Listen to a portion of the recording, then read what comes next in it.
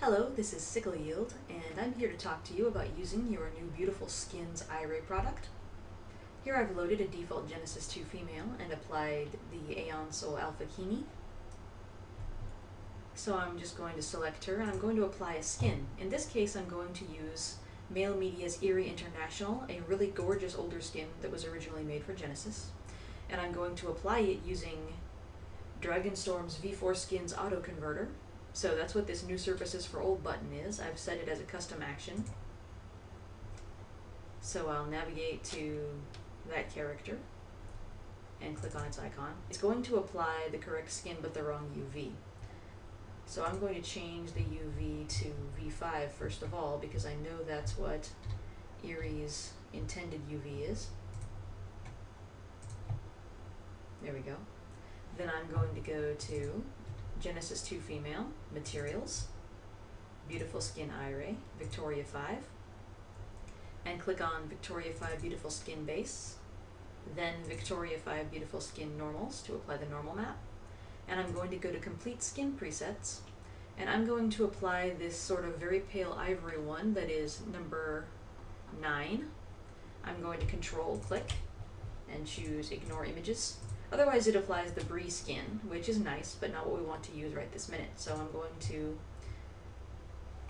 create some nice lighting for this scene. Right now it is lit only with the HDR, which isn't great for skin. The tone mapping is set to Sunny 16 settings. I've got another tutorial on those on this channel if you'd like to view it. But for now, this is what my settings are.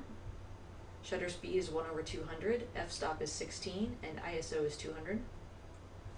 I'm going to create 3 primitive spheres. Some artists prefer to use planes for this. I just find spheres easier to work with, and I like the way they look in the character's eye reflections, where planes can look a bit odd to me. Again, this is a matter of personal taste and opinion. I'm just going to show you what I did for the product's promos. So I'm going to put 1 sphere in front and to her left, 1 in front and to her right, and 1 behind her. I'm going to select all 3. In the Surfaces tab I will select all of their materials and I will apply the Iray Uber base to them. I will set their emission color. First I'm going to set it to white. Set their luminance units to kilocandelas per square meter, that's KCD/M², and their luminance to 700. Then I'm going to make the back sphere orange and actually change its temperature to 3500 to make it very cool. I'm going to set the front left light. Actually, I'm not going to change anything about the front left light. The front right light, I'm going to turn blue. Then I'm going to select all 3 spheres. You can see I'm using Shift, click, and I'll go to Create, New Group, and I'll call my group Light Spheres. Now I can move and rotate them as a group if I wish, including raising them on this axis. And I will zoom in on Genesis 2 Female, position my camera where I want it to be, and then I can move my spheres off camera. And if I want to ensure that they remain off camera even if I move it, I can take my light spheres group and make it a child of this default camera. It translated inappropriately, so first I will say change parent and default camera and parent in place.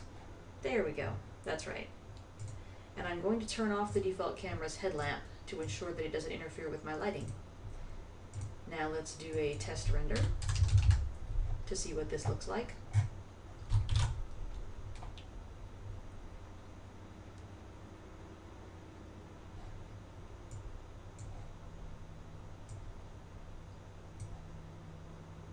The test render is 1000 by 1300. This is the standard size for portrait style promos. Landscape promos are 1300 by 1000. This is for the DAZ store. I often also do some renders at 2000 by 2600 for my DeviantArt page, but that's really optional.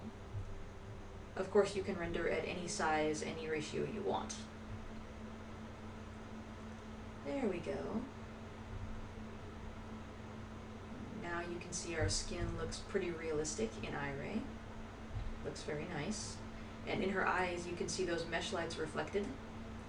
If you feel that the mesh lights aren't casting a vivid enough reflection, you can also select her head and parent a photometric spotlight that is aimed just at the eyes. That's another nice trick. You can also see that her eyes are reflecting the HDR. So we've got the effect that is wanted. That's really all there is to it. Just click your presets, add some nice scene lights, and you're good to go.